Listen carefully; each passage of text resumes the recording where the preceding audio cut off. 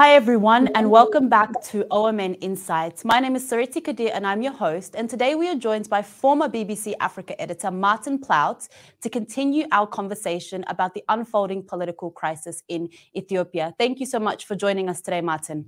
It's a pleasure. So, Martin, to begin with, we'll talk a little bit about the involvement of Eritrean troops in the war in Tigray. In 2018, Abiy Ahmed was awarded the Nobel Peace Prize specifically for ending the stalemate between Eritrea and Ethiopia. And just 2 years afterwards, we see the war break out in Tigray, and Eritrean involvement in this war has been thoroughly documented. And recently appointed president of the interim admin in Tigray, Getachew Radda, stated in a press statement on March 24th that Western Tigray, Southern Tigray, as well as Selmete, which is part of the northwestern Tigray, are not only under occupation, but also witnessing the continuation of genocidal crimes and displacement of civilians. A part of the occupying forces currently in these areas mentioned by Getachew Radda are the Eritrean army. And you recently wrote alongside Sarah Vaughan the book Understanding the Tigray War. As much as there has been call for Eritrean troops to leave Tigray, also a call to action mentioned in the Pretoria Peace Accord, there's been little analysis about why Eritrea is part of this war, which seems like a necessary analysis to make in order to successfully push for a withdrawal of Eritrean troops. So can you tell us, or give us some brief commentary on this? Why did Eritrea enter this war, and what does it want from it? That's an excellent question, and it's a complicated answer. The difficulty is that the relationship between the Eritreans and the Tigrayans has been close and has been very difficult. And one shouldn't forget that this goes back to the 1970s, when the EPLF, the Eritrean People's Liberation Front, was first formed, and then the TPLF, the Tigray People's Liberation Front, was formed a few years later. And the two organizations cooperated, and actually some Eritreans went and joined the TPLF in the early years. Then gradually differences emerged, and they emerged for a whole range of reasons. But one of the key ones was the view of the way forward. Should Ethiopia be allowed to have regional aspirations up to and including independence? So, for example, could the Tigrayans go for independence within the Horn of Africa or not? Now, Eritrea argued that because it had been a colony, it therefore had the right to become an independent nation, like many other African states. Tigray had never been a colony, therefore it didn't have the right. The Tigrayans said, no, we have the right, like anybody else, to go for independence. And that really caused the beginning of some of the issues between them. There were other issues about strategy and tactics, but I mean, it's much too complicated to go into. But in the Great Famine of 84, 85, things got so bad that the Eritreans blocked the route from which supplies were coming from Sudan into Tigray, and the Tigrayans were left with no option but to march 100,000, maybe 200,000 peasants into Sudan to feed them. And thousands died along the way. And it has been described as a crime by senior Tigrayans and has never been forgotten. Now, that highlights one of the key issues. One of the main aims of the Eritreans when this war broke out was to try and reverse the situation that had taken place during you remember the 1998-2000 war, the border war between Ethiopia and Eritrea, which the Eritreans lost. And President Isaias was determined to try and reverse that humiliation, which was mainly inflicted by the Ethiopian government, then essentially dominated by the Tigrayans. But he knew how important it was to ensure that the Tigrayans did not have access to supplies through Sudan. So the whole drive of the Eritreans at the beginning of the war was not through the north, but through the west, to cut the supply routes through to Sudan. And that's why that was such bitter fighting around the Humera area and further north. And that area is still occupied. And of course, the other element in that is the Amhara, who claim that whole area as their own traditionally. Now, I'm not going to go into that, who is right or wrong about the claims to that area, Both say have good claims. I'm not going to adjudicate on it. I have no idea. I'm not a specialist enough to say anything about it. But that sort of gives you a feel for the issues between the Eritreans and the Tigrayans. And it was only after the Tigrayans were pushed out of power by Abiy Ahmed that it was possible for Ethiopia and Eritrea to form some kind of resolution. And you then get the exchange of visits with Abiy Ahmed going to Asmara, and you have Isaias going to Addis, and them apparently sweeping all the issues under the carpet. But in reality, what happened from that moment until November 2020 was that Isaias basically pulled the strings, plotted against Tigray, and brought in the Somalis, who then provided troops. So when in November 2020, when the war breaks out, it is not only Ethiopian and ethnic forces that attacked Tigray, it was Eritreans and Somalis. Do you think that the Eritrean government needs to be engaged directly in peace talks the way that the Ethiopian government has been doing in order for there to be a successful withdrawal of troops? That is the $64,000 question. There is no easy answer to it either. Look, this is an internal Ethiopian issue and should be resolved by Ethiopians. But everybody knows that President Isaias is deeply involved and that some of his troops remain, as you rightly said, in the north and in the west of Tigray. Now, they were not included in the peace deal.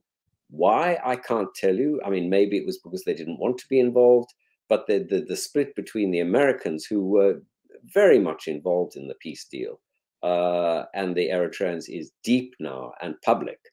And so maybe it was the United States that made sure they were not involved. Are they going to be involved in the future? Maybe. I think the Kenyans would like to see the Eritreans involved. But, that is such a difficult one. And, I'm a mere journalist, not a diplomat. So I'm not going to tell you what is right or wrong. I try and report what happens. Yeah. And from your observations of the shifting dynamics at the moment between the Ethiopian government and the TPLF, and the fact that the Amhara, both regional and local regional forces and local militia, are still occupying parts of Tigray and Eritrean troops are still there, do you think that there is potential for conflict to restart, but the dynamics to be a bit different between who's fighting who? Completely. I mean, things are so complicated and changing moment by moment. It's really difficult to predict where this is going, but there's plenty of problem.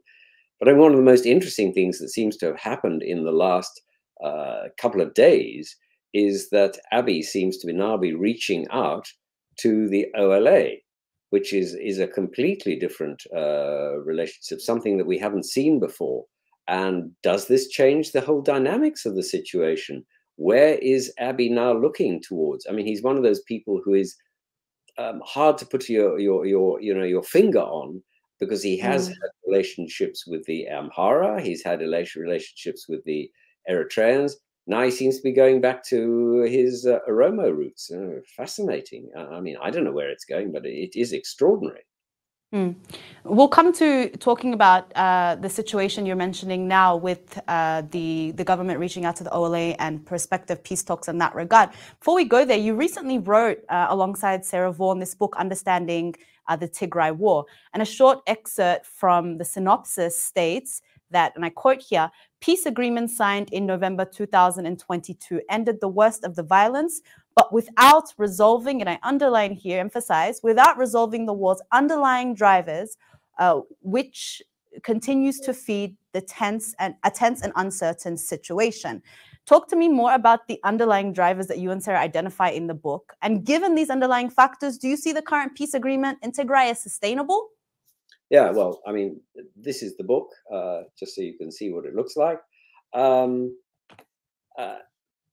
Look, the real tension in Ethiopia, and I mean, I'm sure you know this far better than I do, goes back to the 19th century and the scramble for Africa, the expansion of what was then Abyssinia, or called Abyssinia, into vast new areas in the south and the east of what is now Ethiopia, in turning the country into a nation of what, 80, 90 different ethnic groups. And from that moment onwards, there's really been a tension between the centralists who say, well, now you're part of Ethiopia, and the kind of ethnic federal structure, which says, yes, we may be part of one nation, but we are also our own people, and we have rights as those people, and as the constitution, which currently exists, still the constitution of Ethiopia, says that they have the rights to their own identity up to and including independence. I mean, it was adopted by from the Stalinist model that operated in the Soviet Union, and there was always a subtext which was never spelt out, which said, "Yeah, you have the right to independence up to in self-determination up to independence, but if you try and get it, you'll be killed." So I'm afraid that is the reality still today. I mean, I don't know any country that's actually come about as a result of using that clause in the constitution. But it's that tension between the central federalist structure and the regional ethnic, the rights of the peoples that has existed now for more than 100 years. I think you've summarized that really well. So coming to the situation in Oromia, which you brought up a little earlier, with the increased push for a peace settlement in the war in Oromia, the Ethiopian government seems to not be giving much weight to the need for an international third-party mediator to facilitate the negotiations. The OLA released a statement on the 28th of March, which is just yesterday, responding to the Ethiopian government sending local delegations to try and persuade OLA fighters to disarm, as opposed to engaging the organization in mediated peace talks. And part of the statement reads, and I quote here, "We reiterate our ongoing commitment to dialogue and our insistence on the need for international third-party mediation to guarantee the success of any potential peace agreement." And this was also a condition for talks mentioned in the organization's manifesto released in January this year. From what you know, and I know your focus area is not necessarily Oromia, but I know you've been watching this conflict overall over the last few years. So from what you know about the scale of the conflict and the nature of the conflict in Oromia, how necessary is an international third-party mediator for these negotiations the same way that was set up in Tigray? I think there is, but let's not forget that the Tigrayans fought 2 years of war to get an international mediation.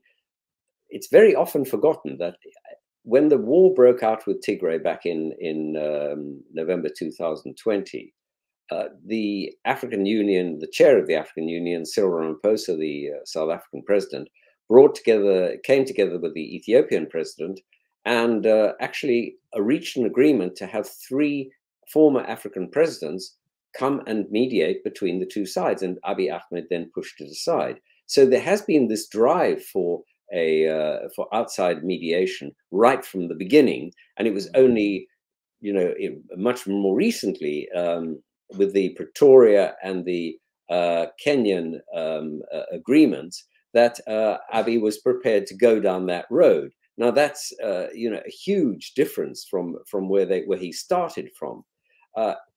I think it is necessary to bring outside mediators because they do have skills and they do have an objectivity that they can bring to a resolution.